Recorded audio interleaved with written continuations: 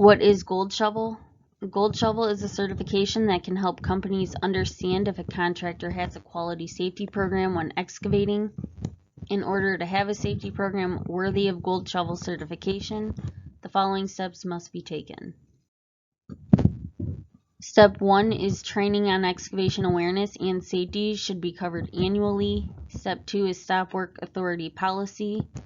Step 3 is that all subcontractors working for Lecom will also need to have the Gold Shovel certification. And step 4 is implementation of Gold Shovel policies. Our Stop Work Authority policy is that any Lecom utility employee has the right to stop work if any unsafe condition or action is observed. This must be immediately reported to your supervisor. At the start of the job, always call 811 before you dig. Mark the ground using water-soluble white paint, white stakes, and white flags. Make sure to give the location of the dig zone and be as specific as possible. Remember to never work under another company's ticket. That is against the law. The waiting process can take about 3 business days, excluding holidays. Make sure to call well enough in advance. 5 steps to safe digging. Step 1, place a dig notice with misdig by phone or online at least 72 hours, but no more than 14 days before digging. Step 2, wait until the approximate locations of underground facilities are marked with flags or paint. Step 3, check positive response. Step 4, expose the underground facilities within the caution zone by hand digging. And the last step is to respect the markings by not damaging or removing them. Always call 811. Excavating without obtaining a misdig ticket is against the law, and the company can be fined up to $15,000. After marking is complete, record the dig ticket number. That can be either electronically or on your paper timesheet. The dig ticket should be with the crew at all times, and remember that the dig ticket has a life of 21 days. Always remember the color code of underground utilities before starting digging operations. Always remember the color coding before you start digging. Always remember that white is for proposed excavation, pink is temporary survey markings, red, yellow, and orange are always the danger colors. Red is electrical power lines, yellow are gas lines, orange communication lines, blue potable water, purple is reclaimed water, and green is sewers and drain lines. Each Lecom truck should have a card with this information on it. If your truck does not, we can get one in there. Just let us know. Working around the marks.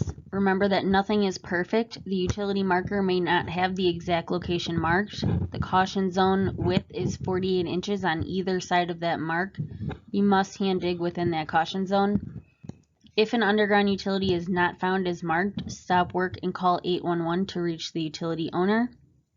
If an unmarked utility has been found, stop work and contact 811 with a request to confirm the utility is inactive or abandoned. Be aware that utilities can bend different ways without warning, so just be vigilant. Examples of emergency digging include gas leaks, utility line repairs, and sewer repairs. If you strike a utility, first determine the type of utility that has been hit. For example, if it's a gas line, evacuate and call 911. It should be marked with the yellow mark. It might smell like rotten eggs. There's probably a loud hissing noise at the point of impact. Make sure to notify your supervisor immediately, and your supervisor will notify the safety team and the superintendent.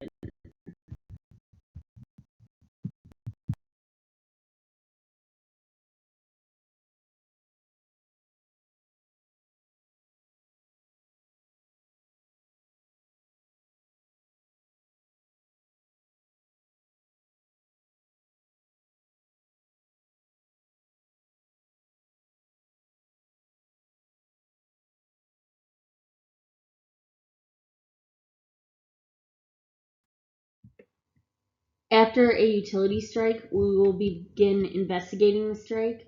It is treated the same as any other incident. Interviews will be conducted, pictures must be taken, an accident form will be completed, and other steps may be taken at management's discretion. Reporting to Gold Shovel. Gold Shovel must be notified no more than 5 days after the utility strike. They also request any damage caused to the utility, the date the strike happened, the general location of the strike, corrective actions, and root cause. For those who do not know what this is checking your positive response, which is mainly the only thing that you are going to be responsible for. Your GFs will usually call in your misdigs and renew misdigs and whatnot. You guys just need to know if you can start digging or not. So when you go out on the job where you need to dig, your GFs will print you off a sheet that looks like this. It'll be your positive response. You can also look it up online. So to check this, you always want to make sure you go to the member column and make sure that you're looking at the same utility. So in the blue circles, that's Dearborn Heights City. On January 8th at 8 a.m., they had not gone out and marked the area yet, meaning you cannot dig. On January 8th at 4 p.m., it shows that they went out and marked the area. There was no conflict. You can now go ahead and dig. These has not respondeds will not go away. So when you see a has not responded and you see a no conflict above it, make sure you go back over to your member column and ensure that those are the same utilities. If you have any questions, you can talk more with your GFs about it.